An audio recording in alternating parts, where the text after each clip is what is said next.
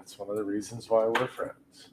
Greetings and salutations. It's your man CD, the fallen angel, Christopher Daniels. I'm at home in Southern California. It's a lovely day. Even in November, it's nice outside. So take that everywhere else.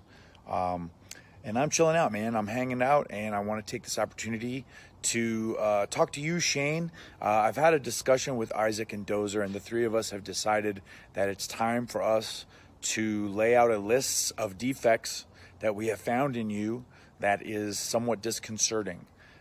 So we want you to take all of these to heart and change each and every one of them as soon as possible for the sake of your friendships. Okay, first of all, how can you hate the Beatles and Nirvana?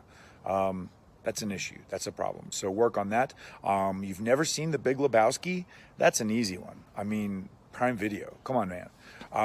Your mustache is a little bit molesty, a little less Tom Selleck, and a little more drives a panel van. So maybe a trim. We'll check it out. Also, your skin is at times both dry and sweaty, which is amazing. I'm sure there's some sort of skincare that we can work on. Oh, this is something Isaac told me. You've had something in your teeth here for the last week. So floss, just a quick floss. Also, the shirt you're wearing right now, that is literally Dozer's least favorite shirt he's ever seen. So change that shirt. In fact, burn that shirt. So also try to be more like me and less like yourself. That's just a general tip for me. So, I mean, that's always worked for people that aren't me. If they try to be like me, they're better off. So, yeah, that's pretty much everything. So, yeah, get to work on that. And if Isaac and Dozer get back to me and tell me that all is well, then good. But otherwise, they might come back with another list of changes that you should probably undertake. So until then, take care.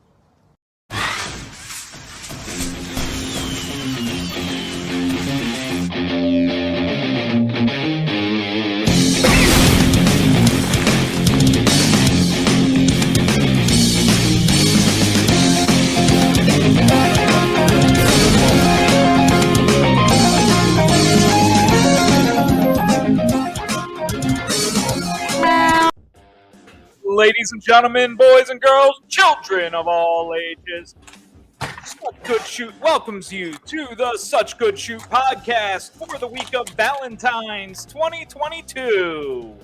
You know, over there, I flipped my sides, I'm all turned around, it's Isaac! Rocking out, dude. And you can't see him, but he's here in spirit, Shane! It's Shane. Yeah! Oh, what the fuck? Right? And you're our host, coming live from Creaky Tiki Studios. Your name is Dozer. Yeah, I'm here. We're doing Did you say that already and I just missed it? I may have. I honestly don't remember. I don't remember what I said 30 seconds ago. I don't know. We can always just start over. We'd be like, hey, guys, we're starting over. No, we're not doing that shit. Fuck it, we'll do it live. Oh, can we start over? We're live, pal. Shane, calm down with the week. Please, calm down with it. We're not ready for it yet. Yeah, we're not ready for shaky, baby. We've got more important I haven't rolled my I'm rolling my blunt right now. Yeah, what kind of important business do we have? I mean, Cody left AEW. No, hey. Is that not important yet? Sorry. You didn't. No.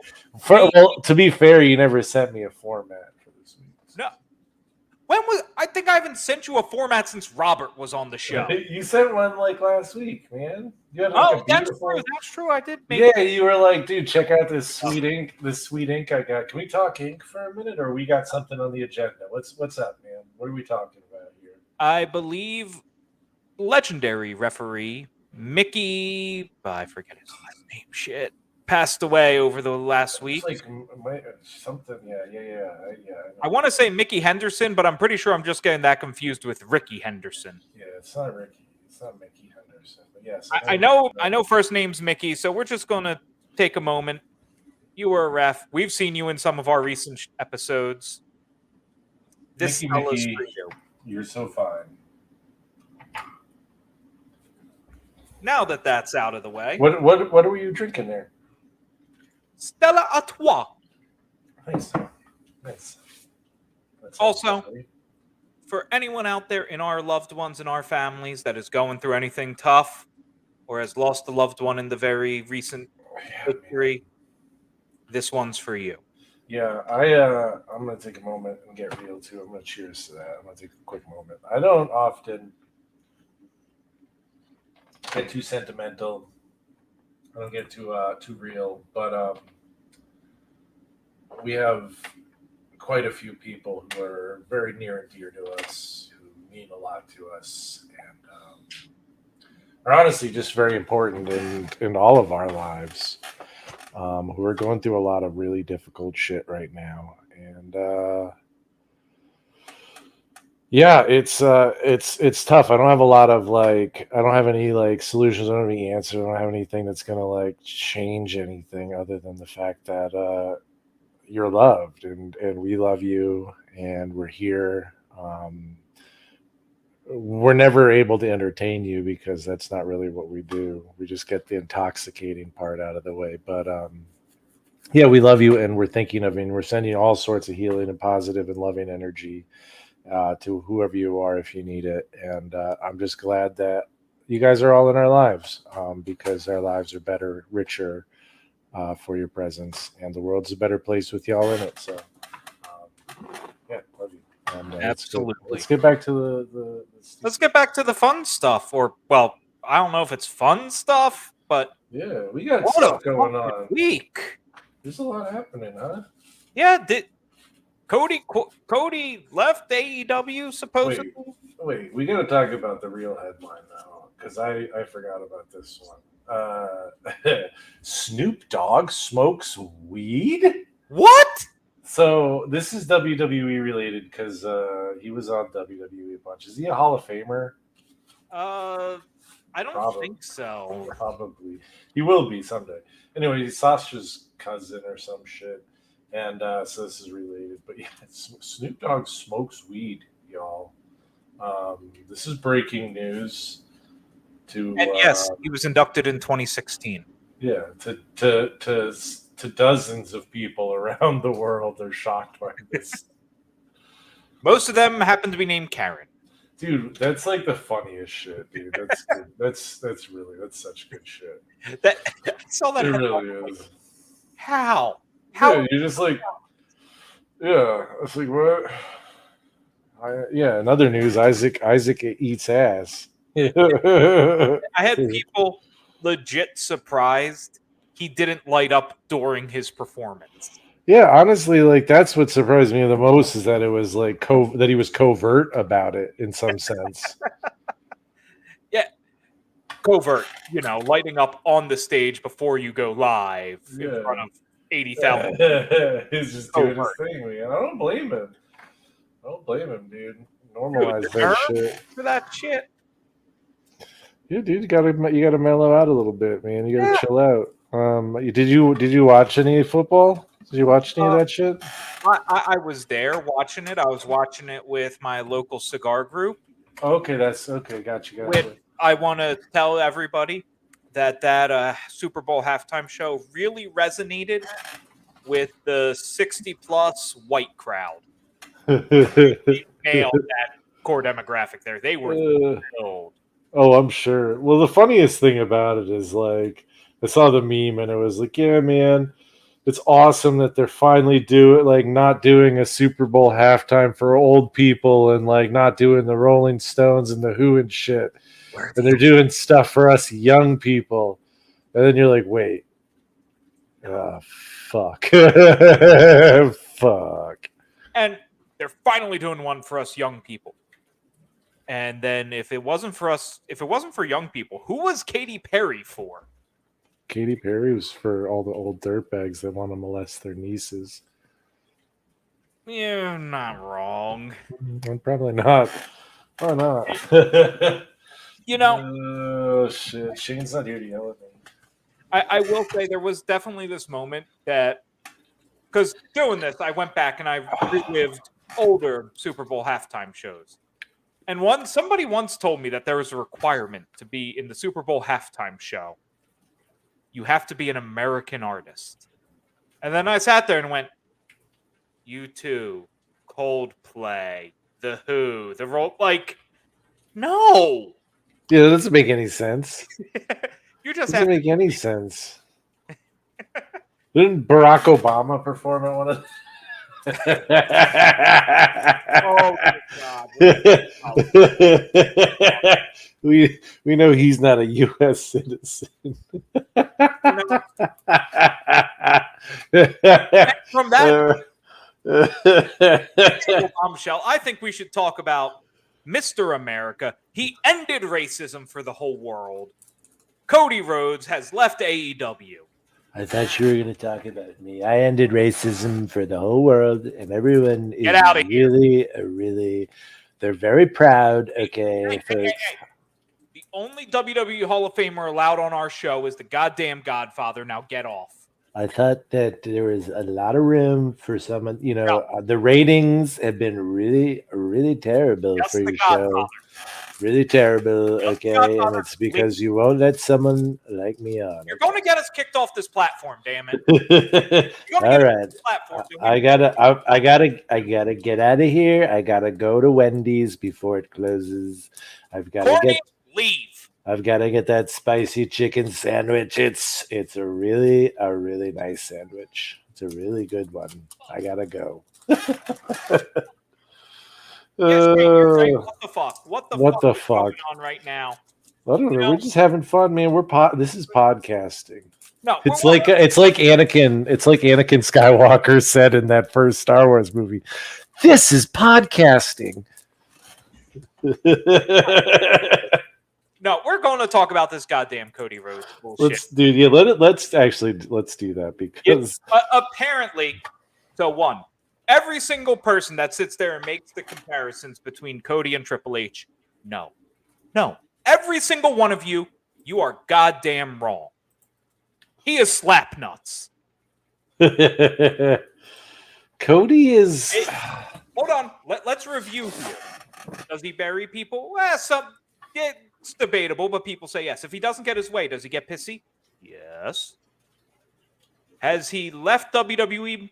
Yes. Has he gone to another promotion? Yes. Is he going back to WWE? Yes. Has he gotten kicked out of a promotion he helped start? Yes. Jeff Jarrett. I guess there's some similarities there. It's like a weird mix of like Jeff Jarrett and Hulk Hogan. Oh, brother. Well, hold on. He can't be compared to Hulk Hogan. Because Cody ended the racism. Hulk Hogan just continued it. Yeah. It's true. Dude, how are you even friends with a man named Bubba the Love Sponge? And what was her name? Like Becca the Love Sponge? like how are you having sex with that man's wife? How are you married? Okay, first of all, how is Bubba the Love Sponge even married?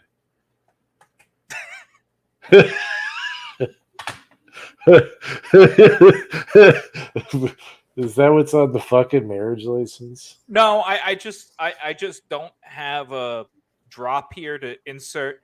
Here comes the money. Here comes the money. There goes the cocker. I think we need to take a moment and just stop here and look. Think of all the insane shit people have said that Cody is going to do.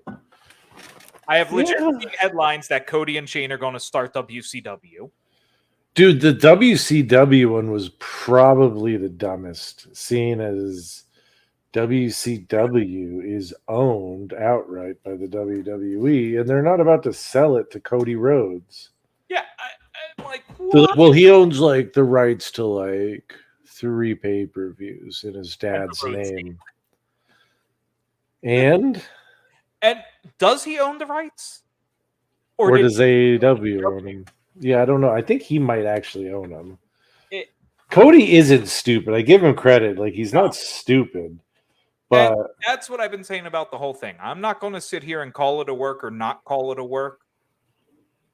But I will say that Tony and Cody get the business at a level that most people do not. Mhm. And they really get the Carney persona more than you would think. Yeah.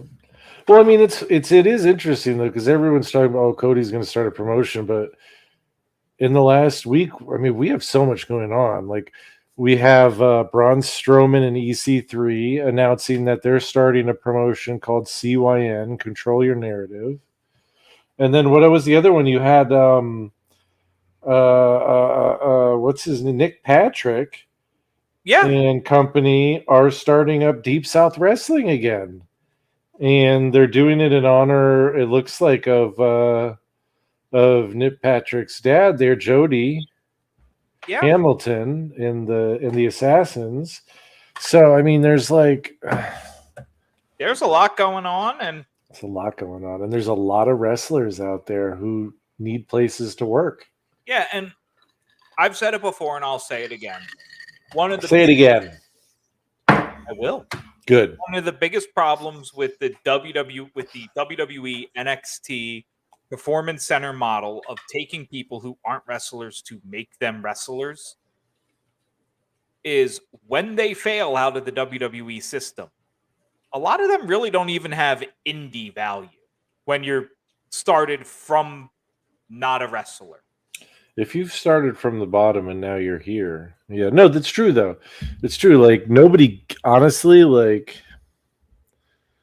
outside of like the WWE fan base, and I hate to say this, nobody really gives a fuck about Braun Strowman. No, but I will say at least Braun Strowman has the one thing you can't teach, and it does go further than people would like to ever admit. And that's that he's not SAWFT. Soft? Yeah, and he's fucking tall and 7 feet tall. And you can't teach that. Have you seen a picture of Enzo recently? No, because I've seen posters, but everyone uses his WWE pictures. No, dude. Oh, he's jacked like everyone else who leaves WWE. Yeah, he's except huge. Adam Cole, who went flabby. Yeah, Adam Cole's looking a little funky right now. So I need to do more research on this because it's a rough look here. But it seems the wrestlers who leave WWE and go to the indies get jacked. The people who leave WWE and go to AEW get flabby. And I don't know why. Because, I mean, honestly, I think it's just that they don't have to work as hard. And I don't want to sound like a dick about that because it's not like a shot. But it's yeah, if you're in a place where you feel that comfortable, why would you put in the extra effort to go the extra mile? It's one of the things that old WWE was good at was making people feel just uncomfortable enough to really try hard and strive, and they fucked it all up. But well, damn. Yeah, look at this dude. He's huge. I want his pants. Yes, they're very nice pants, aren't they? It looks like they say 69 on them. They look like they're made from The Rock's $5,000 shirt. Dude, pretty sweet though. Look at that dude. Look at those traps and those lats and those flats and those bats. I have no idea what you're talking about. I don't either. I started making up words about I got flaps and moves. That's all I got over here. I got an 8-gallon keg. Yeah. So we got that going on. And do you think Cody will end in the WWE? That everybody's saying that, but I don't know if everybody's saying that because everybody's saying that, or that's just what people think. I don't know, man. It makes me.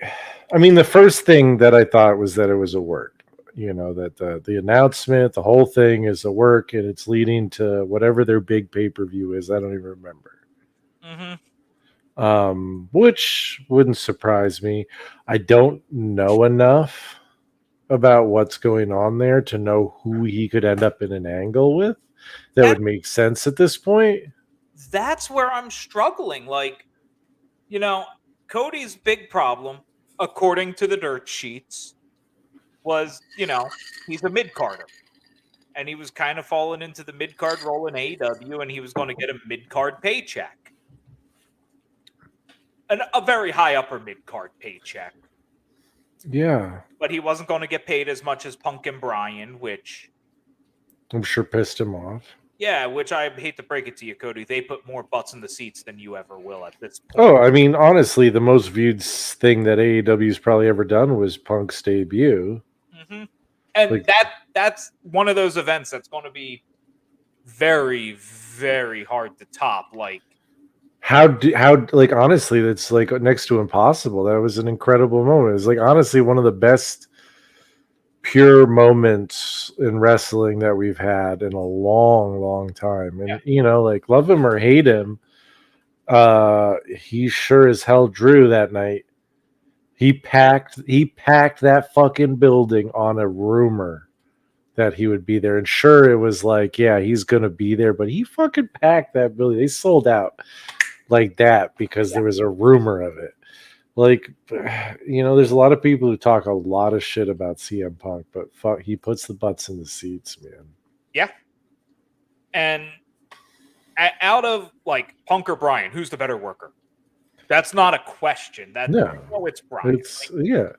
But who's a better pro wrestler? Oh, that's a much tougher question. Honestly, I don't think it is that much tougher. I think it's pretty clear that it's CM Punk. I'm trying to think back. I'm trying to remember who was recently on Pat McAfee or The View or one of those other shows. It might have been Dolph Ziggler. No, it was Seth Rollins. Yep. And they asked him, like, who's on his wrestling Mount Rushmore? Yeah, and he had who's on the pro wrestler and then who's on the worker, right? Yeah. Who are we talking, wrestlers, or are we talking Drew Money? Because different questions, and the Drew Money is the very important question. Yeah, who drew the dollars? Oh, there he is. He finally shows his face. He's been just chilling in the background, screaming, "Shut the fuck up, Isaac!" for the last 20 minutes. Him on. Yeah, how you doing, bud? A whole goddamn Chris Daniels cutting a promo on him. You missed me.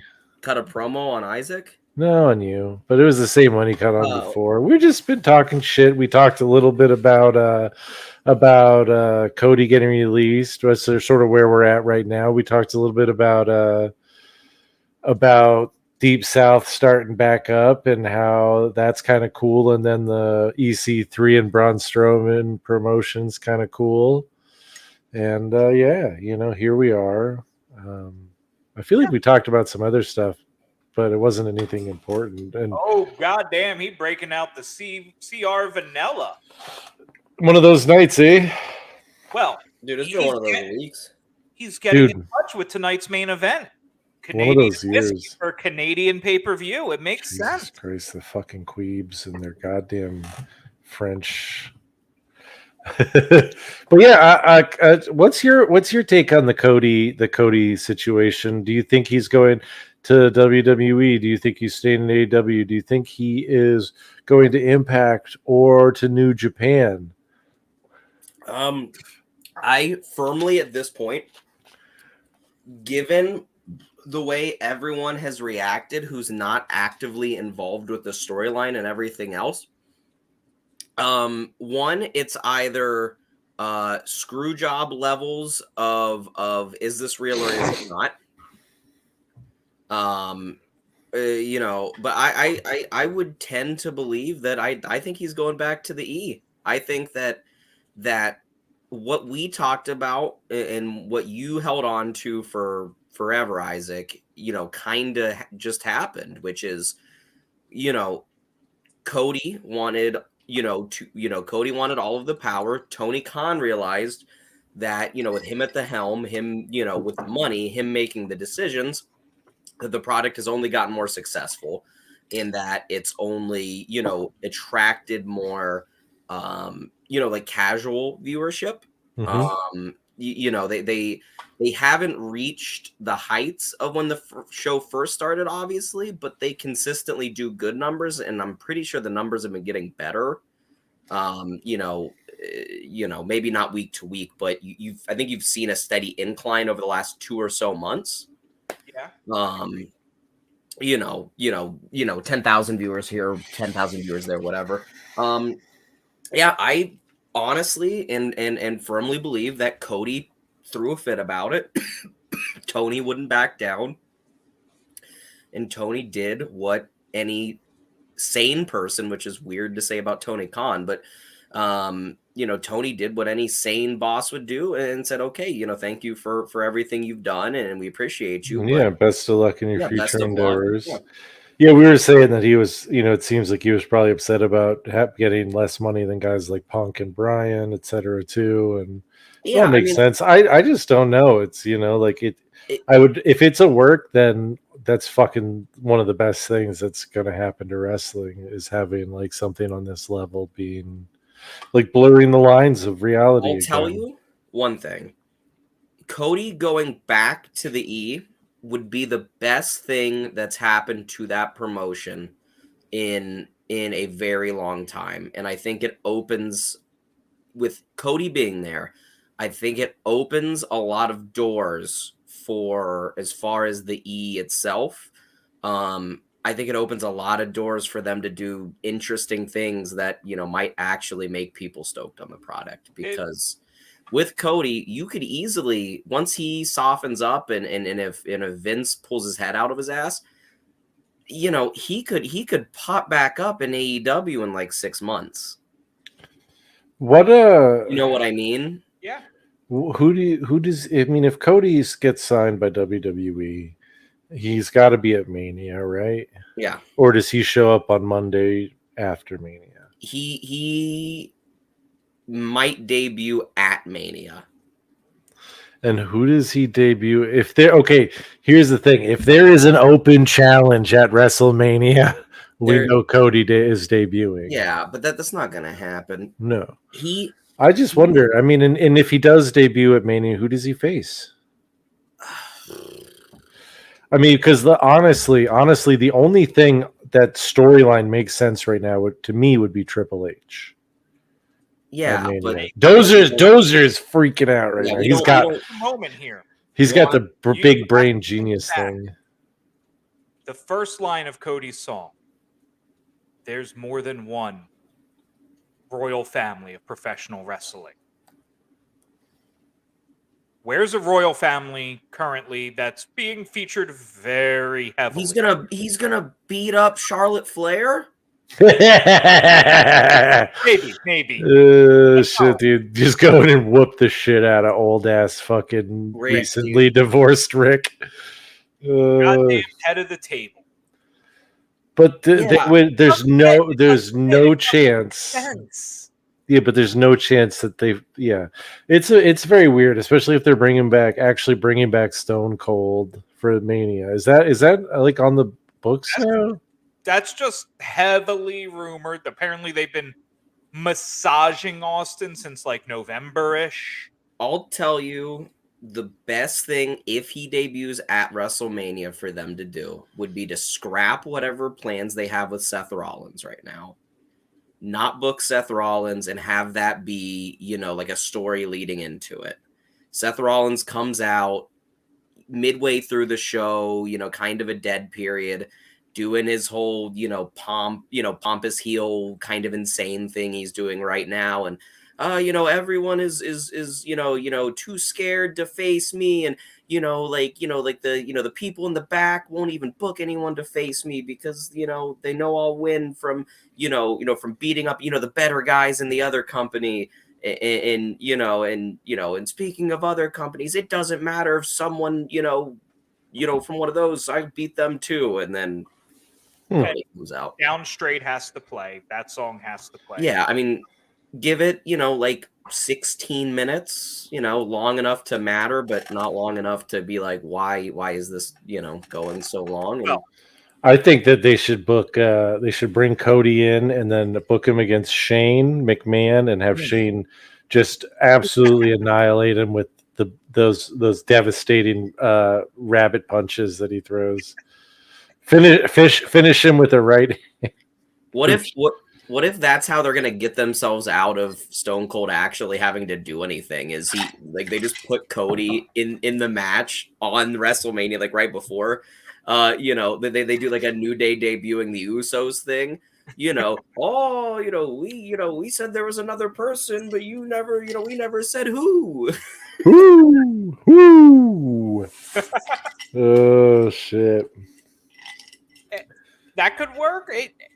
It's just I have WWE is so locked into like the 7 people they use on a rotational basis that it's difficult to see how anybody fits into the picture in the company or out of the company. But here's the issue: is AEW is falling into a completely opposite issue at this point, and that's that their talent isn't getting enough screen time. They do a great job of cycling people, and you're right, but like I almost wish at this point, up until they find more TV time, that they wouldn't. This Dynamite that just happened, there was like a Watchers of the Black Throne or whatever they're called now. There was like a promo, but they didn't do anything. Keith Lee wasn't involved. I don't believe the Orange Dude was there. I do not believe Danhausen was there. Wait a minute. The Young Bucks weren't there. Hold on, pause 1 second. The old ref from NXT is there now? Who? The Orange Man? No, Orange Cassidy. Oh, I thought we were just talking about the guy who was orange. Sorry, I thought I was thinking of that ref that got fired. Much better talent, Orange Cassidy. Sorry, my bad. You're right, and it's one of the things I think a lot of the talent at AEW struggles with is to do AEW style of not having the same match every week required an immense amount of lower mid card and lower card talent to just die. I mean, you need that much talent in order to do it, but it's still very frustrating when they have at the very least high end mid card talent that just isn't getting featured because they either don't have anything for them or they don't have enough time for it. And it comes down to the level of frustration that these wrestlers have. I think part of that comes down to however their, as they've been described, rather open contracts are fully worded. How much flexibility do they have to go do other things? And how many of them have turned down offers from Impact or MLW? Like, there's no one else who really has enough money to, or would sign people to long-term contracts. Yeah, I mean, but like that's their own fault for signing the fucking contract. I mean, if you're getting paid a salary and they tell you that you need to be there every Wednesday, I can't just go into my job and be like, oh, this really sucks, man. Tuesday, really? Have you tried? Well, I mean, no, but like, I'm just saying, don't be so absolute until you've tried that, because you'd be surprised the power you hold. Yes, but like, still. Speaking of power you hold, what's the Sheik of the Week? All right, Sheik of the Week main event. Sheik of the Week, Sheik of the Week, Sheik of the Week, Sheik of the Week. Dude, that was beautiful, man. That was like some spoken word shit. Channeled my inner Shatner. Sheik of the Week. So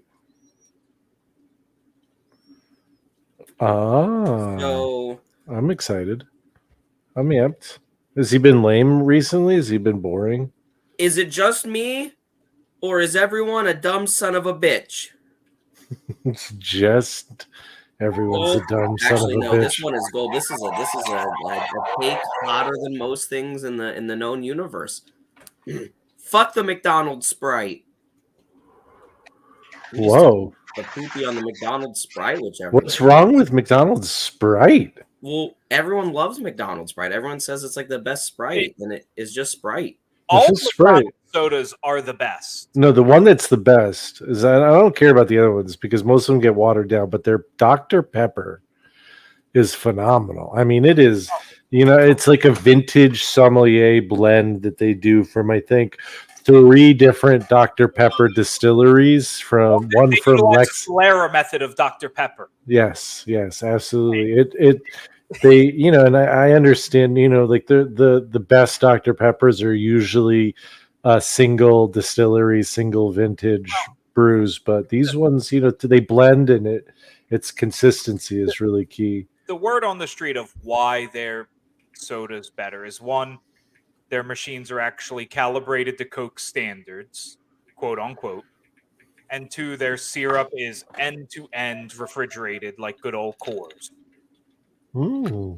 Yeah, I mean, like my place of employment, which I will not mention, by way of name. Yeah, our pop is just like open in the back, not like open. You have cases, you have boxes with all the cords, and they make this sound. They go like this every now and then. You'll hear, and you'll be like, "Oh, somebody's pouring soda." And then every now and then it'll break, and it'll just make that sound for days on end. And you're stuck in a fucking basement at Top Notch, and that's all you hear. And you keep calling the manager, and you're like, "Dude, I'm gonna fucking smash this shit if you don't fucking do something about it." And you're like, "Oh, well, I don't even know who to call." I'm like, "You call Coca-Cola. They're the ones who fucking fix it. They're the ones who installed it." Is this an I think you should leave bit? No, this was fuck Top Notch. Fuck that place. I just worked at a place and they fucking had like the worst calibrated soda machine. And it literally like all day long for like 2 weeks straight.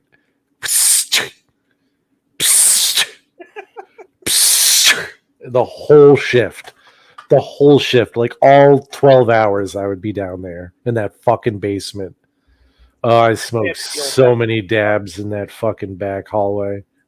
I only had to deal with that shit, but that's because I was the goddamn dishwasher, so. Yeah, you would have still heard it in the dish pit there. Well, I heard it in the dish pit, but, I worked at a goddamn Panera. Everything was done on the front line. Well, Panera. Speaking of a dish pit, it's time for main event of the evening. Oh, wow, man. You really got into that one. It was a bit of a dish pit, wasn't it? Oh. If your dish pit is filled with shit and backed up. I'm tired of WWF in the year 1997. Oh, God. Is this, how many more do we have for this year? This is almost many. One more, and from a lot of encounters and other things, it has been rated as WWE's worst pay-per-view ever. What's the next one? In Your House, D-Generation X. Oh God, yeah, it's really bad. Yeah, that one is bad. I finished watching the Gang Rulz, and like automatically Peacock sent me to the next episode of Survivor Series. And you heard that Deadly Games theme, and you're like, "Oh, I'm excited now! I got a half chub on this one." Well, it was funny because like it starts out with like Mankind in a suit, and like Vince being like, "I got a special opponent. He's and he's got an incredible win-loss record." Blah blah blah, and then he brings out Dwayne Gill. And it was like pre-Gilbert, and it was just like he had. Bastard. It was pretty funny. It made me laugh. So I'm like, I'm a little excited for '98 just to see that. Hey, Deadly Games was the first pay-per-view I ever ordered. So. All right. We got some nostalgia. Ooh, that's nostalgic. Woohoo! I didn't say it's good. I said it's nostalgic. It's yeah. We started off this pay-per-view hot with one of the worst Survivor Series matches I've ever seen. And Survivor Series, as you all know, is my least favorite fucking pay-per-view concept ever because it never makes sense why these people are fighting together. There's no context, and it's just literally like, oh, well, it's a pay-per-view where like teams fight, so you have to like build a fighting team, and then you fight, and that's it. And like all the people that like they tried to do, like, and I'm getting ahead of myself, but fucking what was the deal with fucking Steve Blackman? I actually have the story on that one. We'll get to that one. Okay. All right. So cool. We're gonna start then at the beginning, which was bad. Who was in this shitstorm? Was Billy Gunn. Oh yeah, it was the Henry new O. Godwin, Phineas I. Godwin, and the Road Dogg. So it was Hog, Pig, and the New Age Outlaws, which Hog, is Pig, Dog, and Ass. Which is a really weird combo. Okay. Ass boys. The Blackjacks with, I swear to God, Bradshaw's mustache looks glued on. Who's the other Blackjack at this point? Wyndham. Okay, so it was Barry. I guess. Yeah. And Mosh and Thrasher, which only thing I'll say about this match, given the competitors, way more chain wrestling than I expected because I expected none. Yeah, I mean, like, Dude. It wasn't good, but it wasn't the worst shit on this show. No, it was bad though. It was. I mean, like, I don't the teams in this particular match, in a lot of Survivor Series matches, just made no sense. It was cool to see, the Outlaws before they were called the Outlaws. Road Dogg's hair was all sorts of fucked up.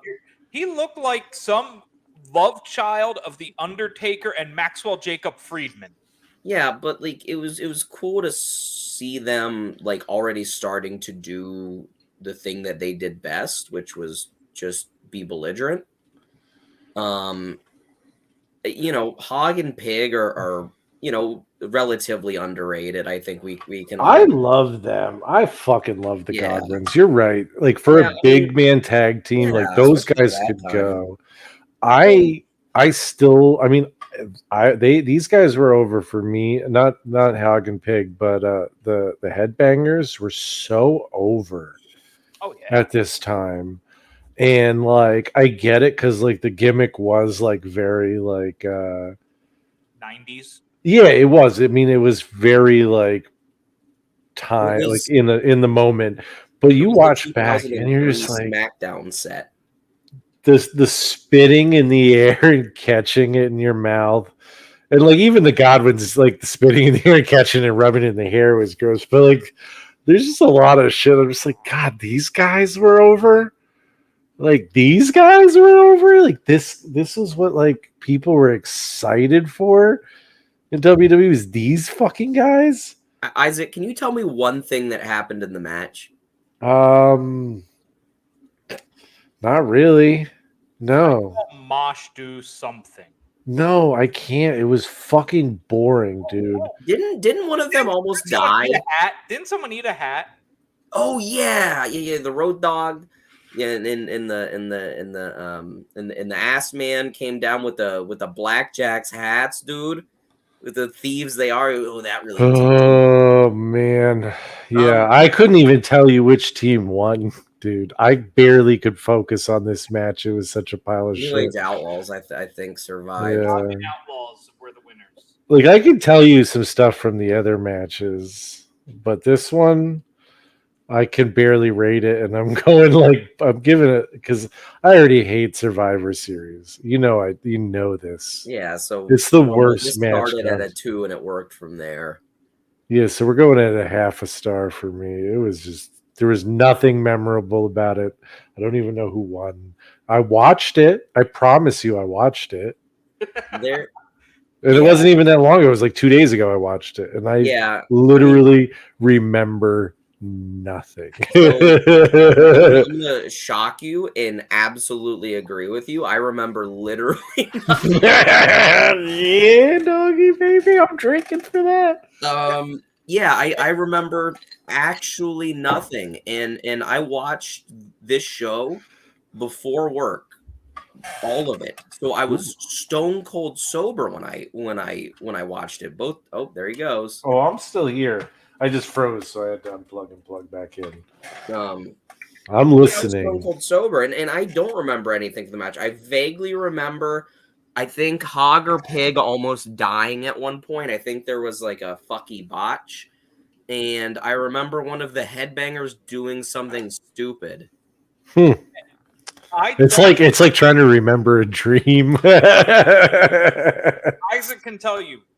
Literally right before we went live, I was watching the Wrestling with Regret in a review of this show. Oh, that's what I should have done. And I don't even remember his review of this match.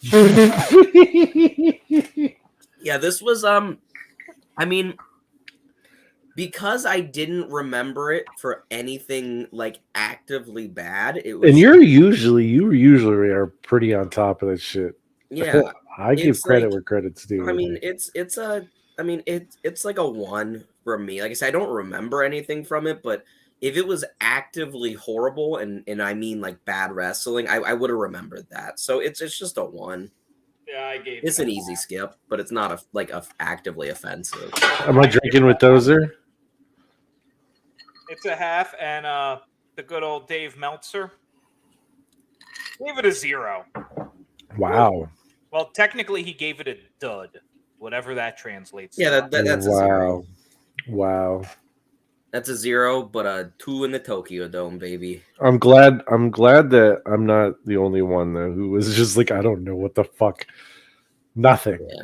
I mean, it's really funny because like if the screw job had not happened at this pay-per-view, Gang Rulz would have never been talked about again. No. Ever. Ever. Because the main event was good, but There's like reason literally it nothing wasn't else. good enough to go and watch this show. Yeah. And I like Kane's debut. I like Stone Cold. I like all that shit, but it wasn't like good. Man, that Stone Cold match sucked fucking balls, dude. I don't know what the hell you're talking about. I didn't say it was a good match. I said I like Stone Cold. Oh. Well, And I mean, I like seeing him like win, but it was like, yeah, this is a guy with a broken neck, and we got to book a match. Oh, what the hell's up next? now Next we have is the dark Canadians. match accidentally put on TV. Was this the Canadians versus the Oh no, Americans? we have Recon, Sniper, the Interrogator, and the Jackal taking on 8-Ball Chains, Crush, and Skull. Oh, man, let me tell you. This is another dog shit. All I really remember about this is Don Callis on the mic. These guys aren't afraid of anything, except for me. And what'll happen if they don't win? Don't die for me. Just now reading this, realizing he was technically in the match. Yeah, he got eliminated like first. I don't So even here are that. some things I remember. I remember Kurgan winning. Yeah, so I remember how good Kurgan looked. I remember figuring out that not the dude that looked like he wanted to be Sylvester Stallone.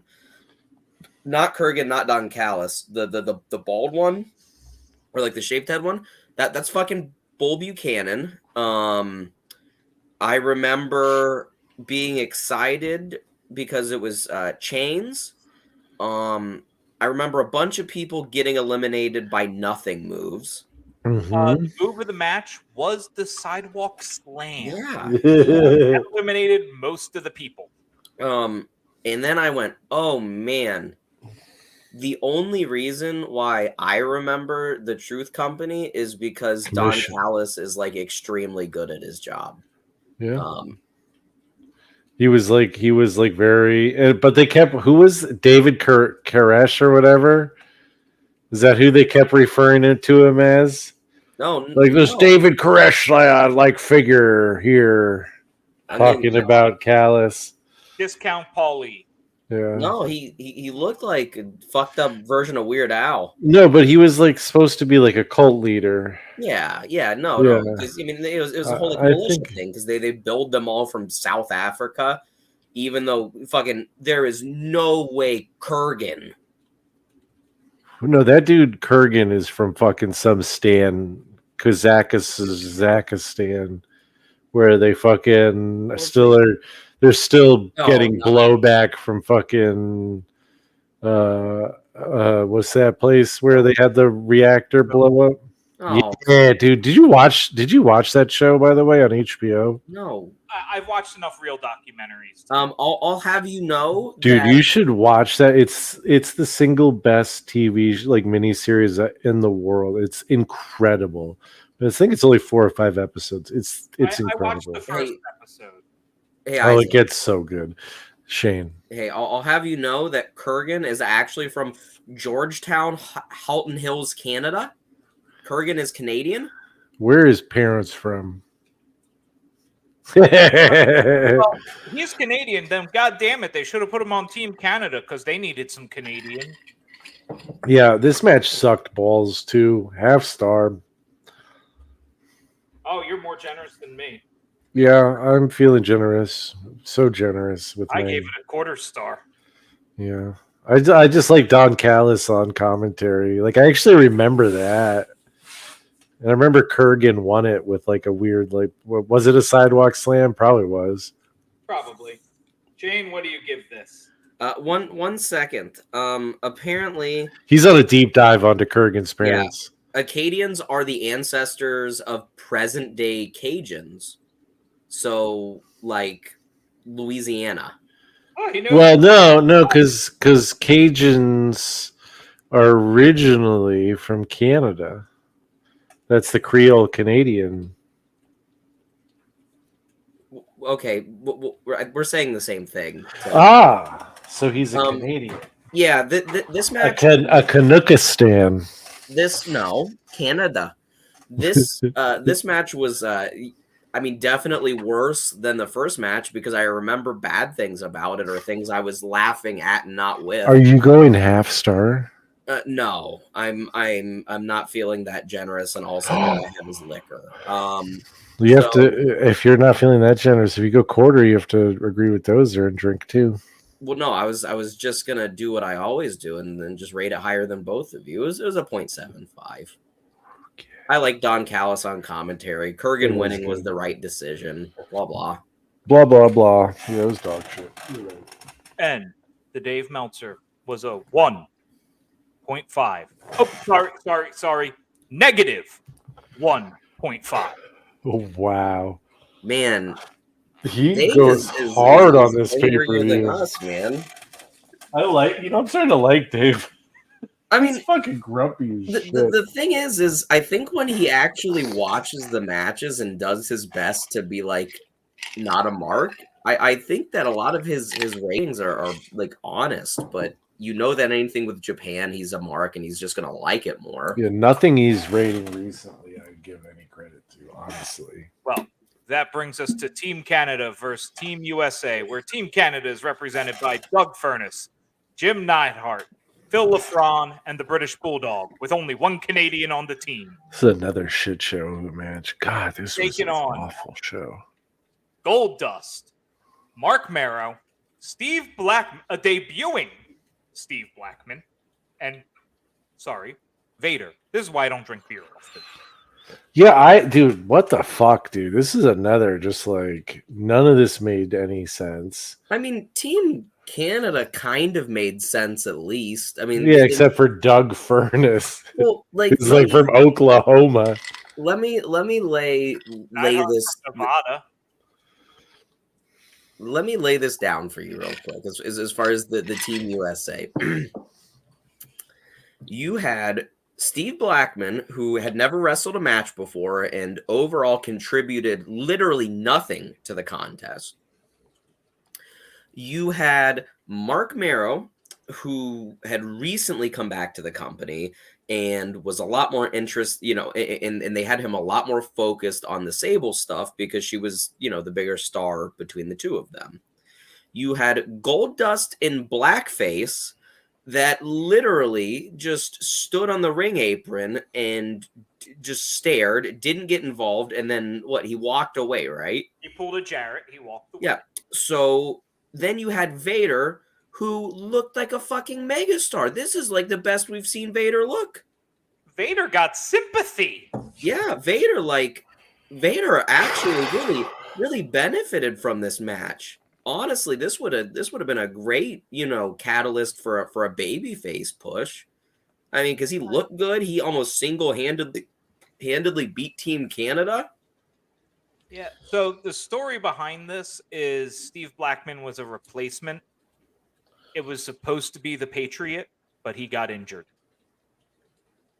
Yeah, I mean, that would have made a lot more sense. And like they just, well, it was just weird, and it wasn't so much like why was Steve Blackman there, like him showing up, like that was cool, and him being like, I'm a fighter, I'll fight, but he was eliminated immediately. Well, he couldn't wrestle, bro. Yeah, but sure, but like it was just you're telling me there's no one else in 1997 on that roster who you can slide into a Survivor Series match that nobody gives a fuck about, who's an American other than Steve Blackman, who you have to eliminate immediately. You're trying to if you have Steve Blackman in the back and you are looking at him and trying to prep him to be a star on TV soon, that's a great way to splash him, other than the fact that like he did nothing. But and he got him, he looked kind of like a bitch, dude. That's the thing, is like he went out there and he's like, I'm fucking, everyone's like, oh my god, he's such a good fighter, he's so tough, he knows how to fight, he can do all this shit, and he goes out and he just gets eliminated in like fucking seconds. My that's it. On this match, my note is, what a way to put over actual fighters. Right. Yeah, I mean, like the whole Team Canada, like were solid wrestlers, though. I mean, as far as the actual wrestling goes, which by that I mean Vader versus Team Canada. Honestly, I think it was pretty compelling. Like I said, I came out of this being really impressed with Vader and going, this was excellent job by them for him. I love Vader. I mean, I always love Vader, so I'll give it credit. I'll give it a star for Vader. I'm giving it 2 stars purely because of the British Bulldog's vertical suplex on Vader. Yeah, no, dude, I mean, and Dozer, you and I are gonna have to drink, because I was thinking 2 before you even said anything. I'm gonna drink too because I've got Nat on my lap and he says hello. It wasn't the greatest match by any means, but damn, it made Vader look like the next big star. I don't know. Not the greatest match by any means, but for this show, it might as well damn be a 6-star match. I'm this is so far my highest. So. And Meltzer gave it a 2.5. Wow. That brings us to Kane. Man, that's pretty sweet. Look at that. My sparkling water I've been drinking, I screwed the Crown Royal cap onto it. And it fits. It's a perfect fit. Perfect. Fancy. You got a crown on your. So we got Kane and Mankind. You know what? This was good. This was great. This was probably the best thing of the night. If they hadn't fucked up the finish on the main event, that would easily have been better. But this, for what it was. Kane was awesome. I fucking love Kane at this point. Like, such a great character, such a great way that, like, they treated him perfectly. Like, he was just a monster. He went out and beat the fuck out of people. It felt impossible to hurt him. And they threw like Mick Foley, like Mankind against him. The Paul Bearer shit made sense. And throwing a guy like Mick Foley against Kane and having to do nothing and just taking that damage made Kane look so good. And this was also his in-ring debut. Yes, and it made him look so good. He ended up winning, which he should have, and he won pretty quickly, which he should have. And it also made Foley continue to look tough by taking beatings like a pro. Dude, He took that fucking bump off the apron where he like just went over and just gets fucking dumped on his back on the floor. You're saying off the top rope. Was it off the row? I thought he was off the apron onto the No, floor. no. He went off of the top rope for that, bro. He was going to go for a flying maneuver, and and then Kane just grabbed him, grabs him, and flips him straight onto his back from the top rope. Yes, and then he also threw the ring steps into his face. Yeah, like full on. This was as just white screen. This is Mick Foley putting someone over as you can get. So I don't think I liked it as much as you, because the only reason why I liked it was Mick Foley getting hurt. I mean, Kane looked good, whatever, but he was very slow. That was who he was, though. I mean, and then that's fine, but it didn't make for a better match. The stupid fucking red lights that they went, I guess he has just unexplained powers that you can't understand, King. And it's like, what are you, bro? Come on. He's just got a friend in the fucking production booth. Yeah. The only reason why this match was good was Foley trying to kill himself, whether it be at the literal start of the match, getting thrown back of his head first into the step. He didn't like it enough, so he got up and he did it again, and it looked way worse, whether it be the, getting thrown off the top rope, whether it be the fucking table bump that he took off of the apron. Mm-hmm. Them throwing the stairs through his head. Yeah, they had the stairs in the head. He did the Cactus Jack elbow, which is just extremely stupid. Yes. Goddamn, dude. It was easily the best actual wrestling match of the night, as far as just these two guys are fighting and that's the way it is, and wasn't overbooked. It was, for this show, it was really good. Overall, it wasn't a spectacular match. 2.5. Going 2. I'm going a hard 2 point. No, do you know what? 2.25. Okay. 2.25. It was good. It was good, and it really served its purpose. I think it was definitely refreshing. Yeah, and like I said, for a debut match for a monster heel like Kane to build towards the Mania match or whatever with Taker, or the feud with Taker, this is really, it served its purpose. Oh man, Dozer's getting ready to. I was gonna say Dozer's gonna hit us with a 3+. He loved this shit. Yeah, he loved it. Foley mark. It was good. It was good. That 2's not very good, bud.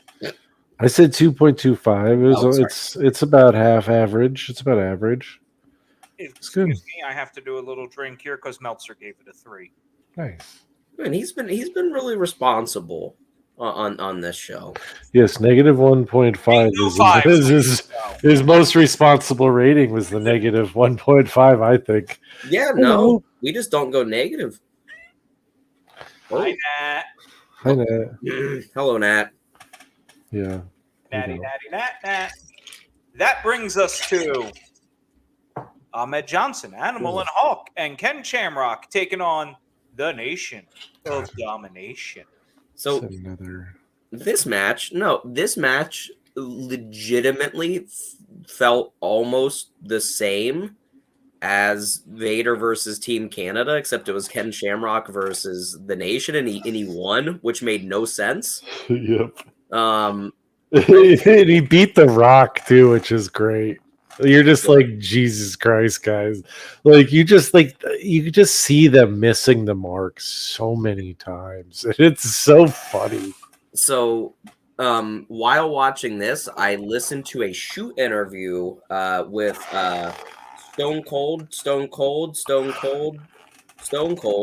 and Mark Henry, and they were talking about how Ahmed Johnson was, fighting Farouk, and that was the feud. Obviously, we saw it here, and I'm sure we'll probably between this show and the next one we watch, Farouk will have had his liver lacerated by Ahmed Johnson, because he gave his solar plexus up for a kick, and I guess Ahmed Johnson fucking booted him to hell for no reason. and lacerated his liver. He was out for 9 months. And I guess when he came back, Teddy Long was driving with Mark up to the show, and he was like, "Hey, like, don't say nothing to nobody. Like, I just want you to know that, like, like Farouk's back tonight. He was like, and he's gonna fucking kill Ahmed Johnson. And he's like, don't say nothing. So I guess when Mark walked into the locker room, Ron Simmons was already there. And he kind of sat next to him. Hey Ron, how's it going? And I guess Ron got up and moved away from him and just sat there and stewed.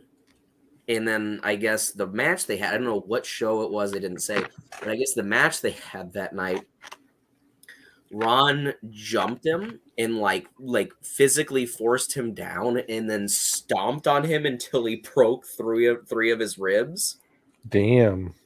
And then Ahmed Johnson was out of the company in 6 months because Ron Simmons buried him that hard on television. Good for him.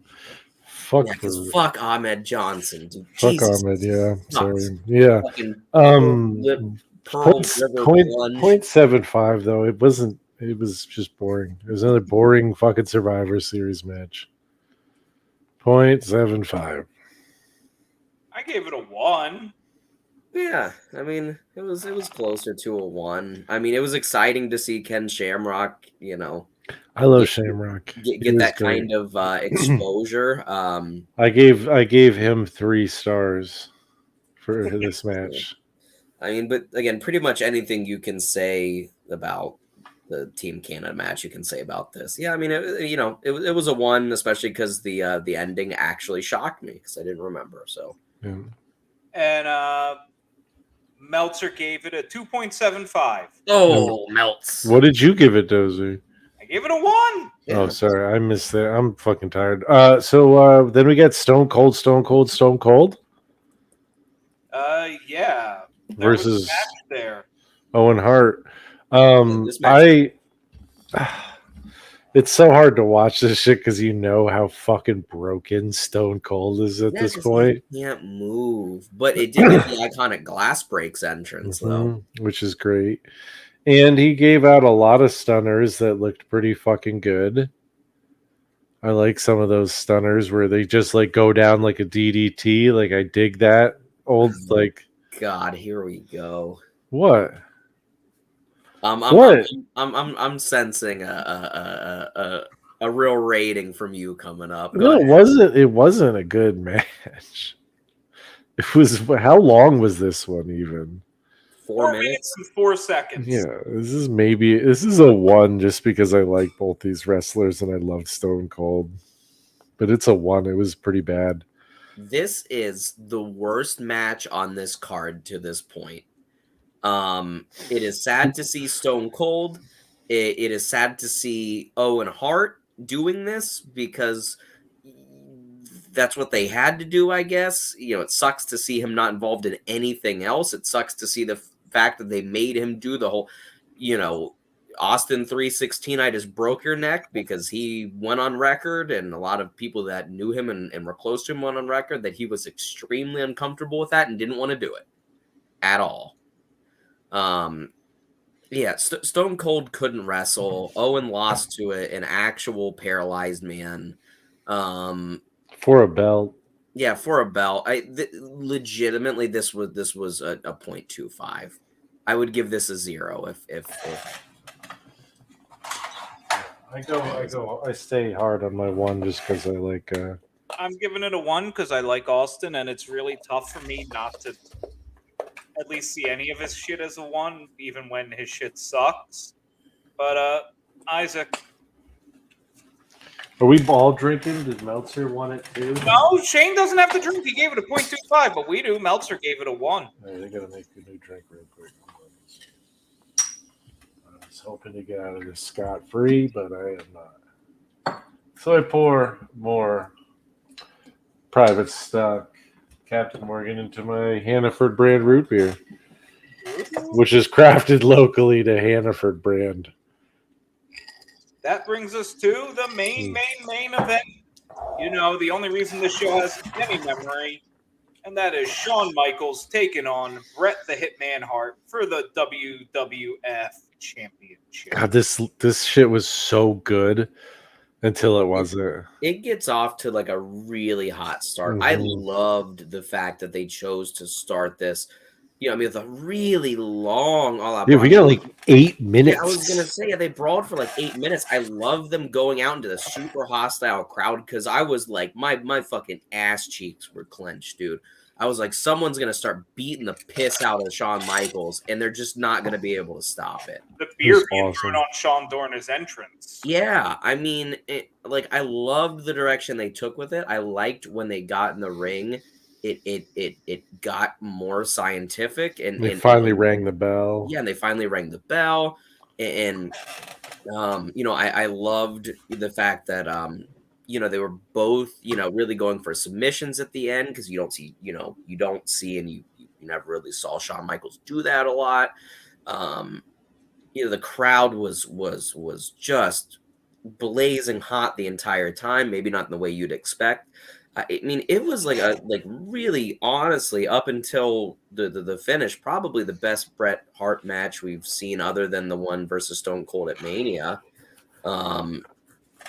You know, up to this point, and it's one of the you know, it was one of the better matches I think we've done in this series as far as WWF is concerned. But then, I mean, you know, technically everything about it, the screw job was bullshit, the finish was bullshit. But yeah, I mean, the pacing was great, you know, but both guys worked hard. But yeah, I mean, screw job happens. You know, it is what it is. Everyone is confused. You know, Vince gets spit on, which is great.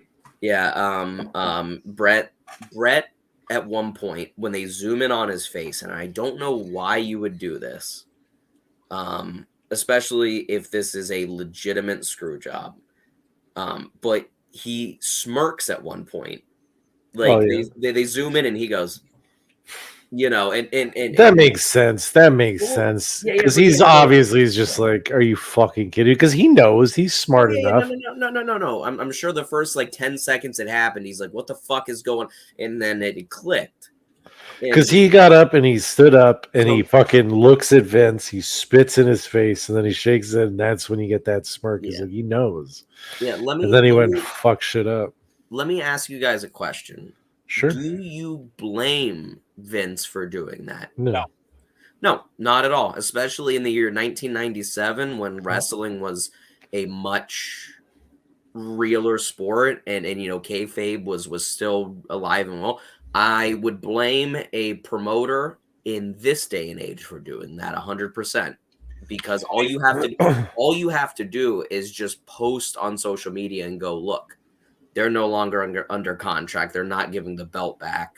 You know what I mean? Like, and people say, okay, that's fine. Move on. There's a reason why wrestlers leaving a company, especially WWE, is now a very public thing. We wish them the best in their future endeavor. Yeah. Well, I mean, this in Alundra Blaze. Yeah. Yeah. But no, I mean, you can't fault Vince. Like I said, at especially no point. in the year 1990. I mean, no. This is all on. I don't often agree with Vince, but Bret screwed Bret. Bret acted like a little bitch. Yeah, just didn't do the job. He threw a fit, and ultimately, like, if I put in my notice at a place, right, at a kitchen, and they have a really nice kitchen knife that I've been using the whole time I was there, I don't get to take it with me to my next job. That's fucking their kitchen knife. Yeah. Well, that's WW fucking F's belt. Do you know what Bret had pitched to Vince to do? Wasn't he just gonna give it up the next night? He was gonna go the next night and then just drop it on the ground. And it's like, that's not good for Vince either. Like, that just shows that you value WCW's belt more than Vince's. You're the heavyweight champion. You beat everyone that you can. And then you're just going to give it up and go someplace else? You're going to give it up. No, it was a I mean, terrible that's idea. that's like minor leagues to major leagues. You know what I mean? That that's like you getting paid $100 a night to getting paid $1,000 a night, and that makes sense because you're evolving. And that doesn't make sense for two companies that are competing. No, there's no. I mean, ultimately, the thing about this match, and I'm gonna give it the highest rating of the night at a 2.5. Only because the wrestling itself is really good, and the impact that it had on professional wrestling is still reverberates to this day. And I honestly do not think that there would have been the kind of competition between the two companies had this had not happened and not done what it did to the McMahon character. Oh no! I mean, I'm gonna give it a 3 All right. because the ending fucked the match up, but you also have to understand and put into context what the ending did. And again, The the ending did historical create context. McMahon. The ending created McMahon versus Austin, It and created the Attitude Era. legitimately, Steve Austin would not be a Hall of Famer, and he probably wouldn't even be talked about if the screw job didn't happen. No, I disagree. 100% disagree on that. Bro, if his career ends or continues down the road it's going, which is him just half-assed, wrestling these matches, and he ends up retiring. He had already started the feud with McMahon at that point. He had already given McMahon the first stunner. Yeah, correct. But without the screw job and without Vince McMahon becoming Vince McMahon, Ultimate Vince McMahon. yeah, exactly. Yeah. We might talk about Austin, but we wouldn't I be think getting Kevin Owens versus I still think Austin he at gets. I still WrestleMania. think Austin makes that. I still think Vince McMahon, the character, happens, and I just don't think it. I think it just happens in a different way. I don't think he was It really as couldn't have happened evil. in a different way. I don't Steve think Austin, but Steve Austin and McMahon already had a feud going. yeah, Is what I'm saying. and that's fine, but without the screw job, you wouldn't get Ultimate Vince McMahon, No, which sure. means that you wouldn't get Ultimate Austin for longer. And Austin rode his body into the ground, dude. If it wasn't his neck, it was his knees.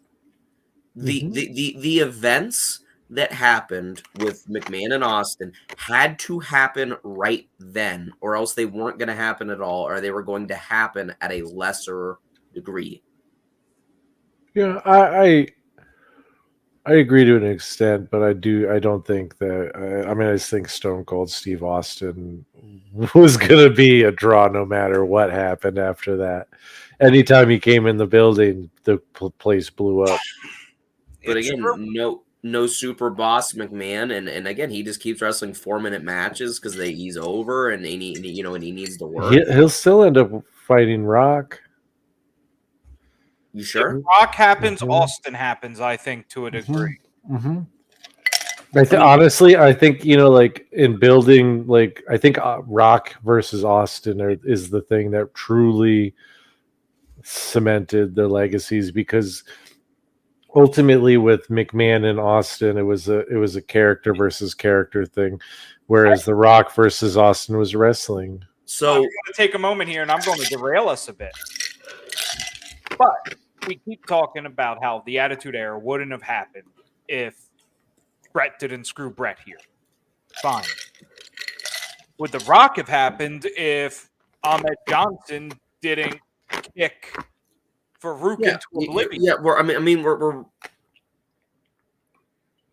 Oh, he had such a good point that he froze. Oh, he's back. Sorry, what?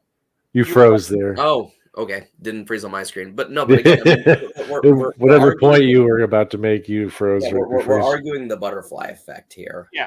Yeah. Um, Well, counterfactual arguments are the basis of like the best and most stimulating conversations. my opinions are right. You specifically, Isaac, your opinions are incorrect. Dozer, Not according to the fallen angel, Chris. well, I don't think Whatever he his name. agreed with you. I just think he doesn't like me. No, he doesn't. You get something in your teeth. What did you rate this whole pay-per-view? I didn't even give this match a rating. You didn't? Where have I been all night? I literally just Oh. asked him. You did? What is happening? No. Where am I? I literally couldn't decide a rating. It's either a 4 or a 1.5 or somewhere. I am so confused by this shit on where to rate it because I can't really rate it for the time. Like historical significance, this is a 4. Like 4, 5, 6. It's one of the most Well, historic. if you're basing it on historical significance, this is a 5 all day, son. It's the most, probably one of the most, if not the most historically significant match of all time. And it's Certainly the most talked about match of all for time. me, it is impossible to view this finish as fucky as it is without factoring in what we know. I can't view it without knowing that. Yeah. So I wasn't a big fan because also knowing what I know, Sean was only doing submissions to make the finish seem even somewhat believable. Yeah. Like the whole match was set around making this believable from Sean's perspective. That's why he did all the submissions. If we weren't going to get this fucky finish, I guarantee you we wouldn't have him trying submission. Like it's just not how it would have went. But it still made sense though. Like He sold the hell out of that match. He looked. Yeah, I he mean, made and Brett again, look good. You know, the 8-minute brawl before, just going fuck it, man. I'm gonna try and crank on his arm because I'm sure he's hurt everywhere. I mean, I don't know. I liked it. Dozer, what'd you rate it? I'll give it a 2.5 because that's like right between where I had everything. Meltzer? 3.75. I mean, I get it. I get that. I mean, especially Is at there- the time, I'm sure that was. You know, Is there a more talked about influential match in professional wrestling? Bash at the Beach 1995 main event. Which Hogan. one was that? Hogan When he turned? the NWO, yes. Okay. That is not talked about more than this match. I mean, yes, it is. Hogan turning heel, bro. It's Maybe the match isn't talked about more, but again, nobody talks about Brett versus Shawn at 97 unless you talk about the screw job. You're Food for thought. Food for thought. Just something I was curious about. I don't know. I couldn't think of anything more talked about and more influential off the top of my head. I mean, it's either this or Hogan turning heel. I mean, it's one or the other. I think this is slightly more. I mean, I guess what other match would be up there when Hogan beats Sheik for the title? No, not even. That's close. up there. No, not even close. for important and influential. I mean, yeah, but as far as talked about, No, you're right. No, give your whole show ratings. Point 0.897. It was dog shit, but it was the kind of dog shit you can look at and be like, "Ew, that's dog shit." I gave it. You know what I mean, Shane? You know, like that classic thing that everybody knows about. No, I have no clue what you're saying. You just I don't know what I'm saying either. the words out of your mouth were just, oh yeah, it's dog shit. But it's the dog shit that you look at and you go, oh, that's dog shit. No, because you just go, oh, that's dog shit. And then you go, what the fuck are you talking about? Listen, it works. It works. Dozer. Compared to Trump being on our podcast earlier, it makes a lot of sense. 1.46. Meltzer gave it a 1.69. Somehow that worked out that way. And you know, I think 69, baby. And you gave it, what did you give it, Shane? A 1. A 1. You know, I think it's a marvelous pay-per-view, folks. And on that incredible bombshell, I think it's time to say goodnight, folks. They're going to bed. Yeah, dude, we're old people. Yeah. I don't know what we're doing next week. We'll figure it out. I think we're doing either NXT or WCW. WWF D-Generation X in your house. No, we're definitely not doing that. We're doing either NXT The End or we're doing the WCW something or let's other. Let's do WCW next week. We'll What's follow. Okay, hold on. Let's see if I can find this real quick. This is going to be the most enthralling part. You can just end the podcast, dude. Just end it. We all Yeah. end it at any point. WCW by W. We're going to do something. Did you just boot out? Did he leave? He ended himself.